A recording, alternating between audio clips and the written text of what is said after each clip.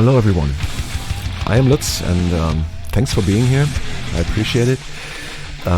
Today's topic is going to be how to achieve a punchy and massive low end in your mix.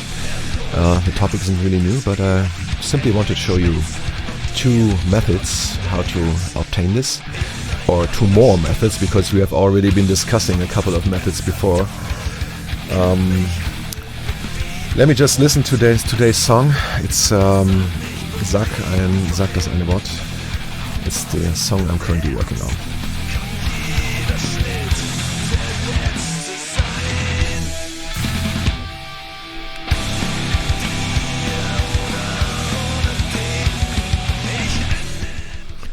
So, what we have already been discussing is the subject of masking, right? We were discussing the human hearing, what is masking, and how does masking affect us in our attempts to get a good, clear and powerful mix of our creative compositions that we were able to come up with. And so masking characteristic frequencies, how to identify problematic frequencies. We had a look into this multi-analyzer tool, and we're discussing how to find the frequencies that are problematic. We're looking at which frequencies typically the instruments in the genre of music that we're in are having heavy concurrency, which is in the upper mids and bass region mostly. So, and we also had this approach discussed to resolve the masking problem by equalization, right? And just to recall this, I was taking out this frequency, this number 2, around 80 Hertz. This is where the fundamental of the bass drum lives, and we want to make room for it in order when it wants to hit, and we allow it to hit. And this, of course, distorts the spectrum of the bass guitar, and 80 Hertz is a frequency that the bass guitar really likes to use. It's one of the fundamentals, really. It's in more or less at this lower tuned scales that we're using, or tunings that we're using. It is more or less in the middle. It's happening all the time, and taking it out takes away from the really massiveness of the bass guitar. So we have some trade-off here. We're trading the sound of the bass guitar really for clarity, and this might be not really what we want. So I'm going to present two different methods that do not rely on taking this entire frequency range out. We're going for working on the dynamics of the bass guitar. What we want is move the bass guitar out of the way when the bass drum wants to come into the picture, so to say. Yeah, and the way to do this is by sidechaining. So I have set up something already. I'm going to remove this. Sidechaining means that some other signal, rather than the signal on our bus or channel that we want to compress, is working the compressor action. I'm going to show you what I mean. We're just using the stock compressor. There's this button, activate sidechaining, and now it's like opening up a third input. And to this third input, we are going to add our bass drum. The bass drum will now work the compressor and not the signal going into the compressor, which means we have a different kind of compression. I set up the parameters now for the ducking of the bass guitar channel. These are the ones that I like to use, but of course we can be experimenting with those. So we're going to listen to the bass and drum channel alone here, just to see if it works. And you can also already see it going. Whenever the bass drum is hitting, right, it's quite clear, the compressor starts to work, and it's taking the bass guitar signal out of the picture to make room for the bass drum. It is why I have chosen a short attack and more or less medium release, so to make it, have the bass guitar out of the way as fast as possible because of the transients and the attack of the bass drum. This should be clearly audible and not obstructed. And I want the bass, in my feeling, the bass guitar should come back not too fast because it could sound unnatural. But also not too slow because we want to retain massiveness in the bass region. So I think a medium attack is medium release. I'm sorry, is quite convenient here. Let's have a look at the sound characteristics with and without the ducking. I'm going to take this out first.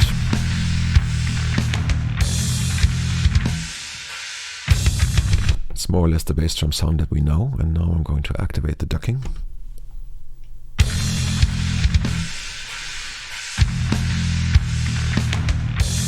It's like the bass guitar as a whole, as an instrument, more or less the bassist is taking a step back from you.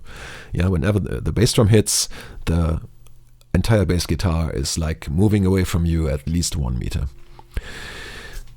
This can be unnatural. I think it sounds unnatural to my ears. It's not what I am expecting to hear. I'm going to show you something else. I'm going to look at the analyzer on the master bus. I'm going to listen to specific frequencies. Now this is 80 Hertz, and you can hear there's bass drum and bass guitar going on very clearly, which is the reason for this concurrency thing. The attack of the bass guitar is living around here. You can hear it clearly, but that's not the attack signal of the bass drum, which lives around here. You can hear it clearly around 4K, and also here around 5K, 6K. It's quite broadband. It's even going up to 8K, which is why we can, have this attack emphasized with the shelf filter. So we do not necessarily need to reduce the bass guitar as a whole, because there's no concurrency in the upper mids and treble region. The bass guitar's attack is at 1.6K, and the bass drum's attack is above 3K more or less. So this is kind of too much, and it has this effect to my ears that it can sound unnatural. So let me just show you the alternative method, and for this we're using the stock multiband compressor. We're using just one band, the band number 2, and we're going to set this up from more or less 50 to 200, using the same timings. And we're going to use side chaining also. I'm going to add the bass drum here. Yes, I did this right. And we need to activate it around here. So activate side chaining. And of course we want 80 Hertz to be the triggering frequency. And I don't think I want any resonance. So let's have a listen.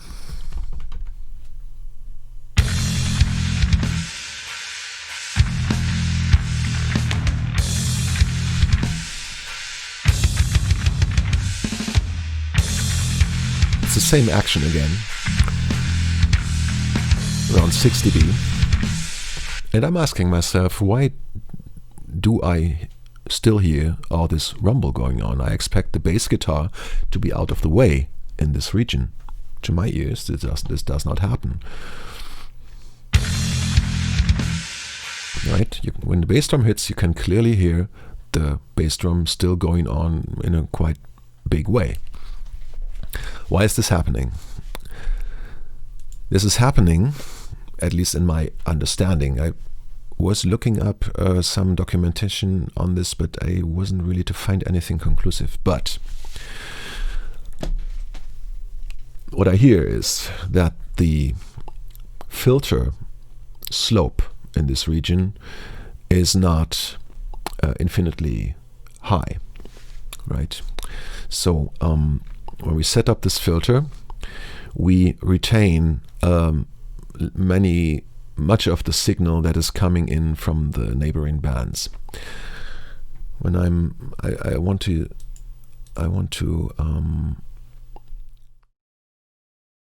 show this to you by operating this manually. I will take away the side chaining for a moment. So we still have side chaining activated, but I eliminated the triggering signal. So there's no action here. Now let's have a listen to the bass guitar.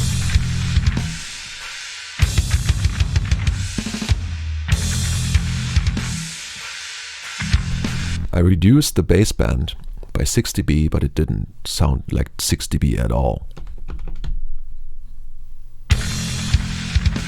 This would sound like 6 dB to me.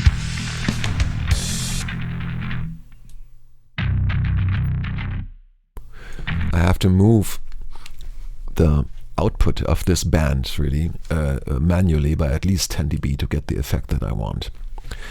So in my understanding, this is caused by the overlapping bands, and there's still a lot of signal coming in from the neighboring bands, and the action and the separation of each filter is not infinite. So due to this effect of neighboring filters and having this really narrow band, the action needs to be higher, and I would go for at least 10 dB of action on the sidechain compressor to get the ducking that I think is necessary.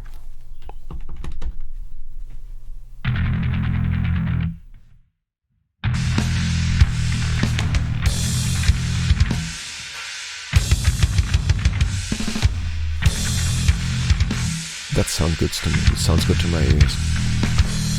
Now what we can hear,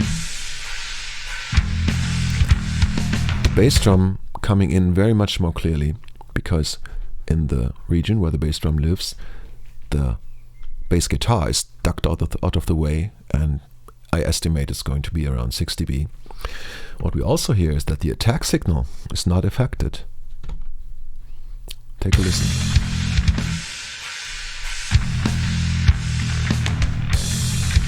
We do not get the feeling that the entire instrument takes a step back.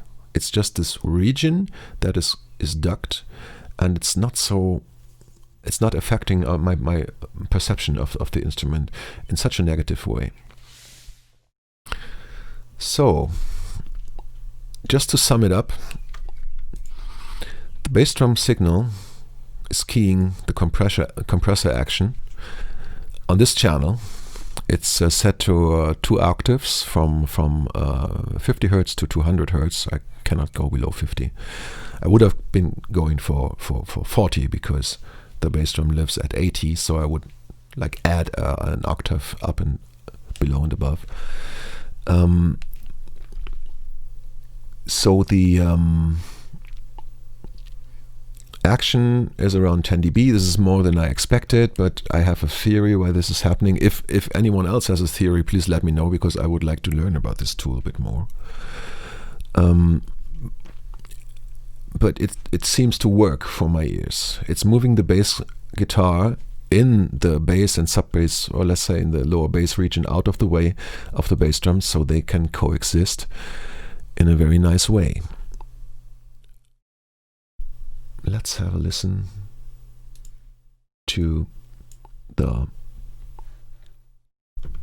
bass drum on its own. Bass guitar.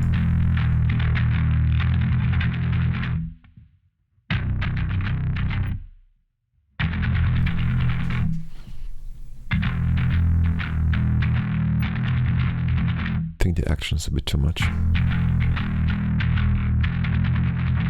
You can clearly hear the lower bass region like the fundamental of the bass guitar, really going out of the way when the bass drum is working, which is what we want.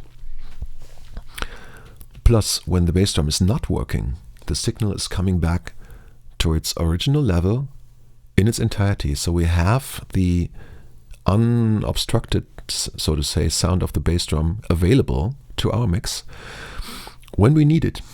And when we don't need it, we take only those portions out of the picture which cause concurrency, which is the frequency around 80 hertz or maybe 100.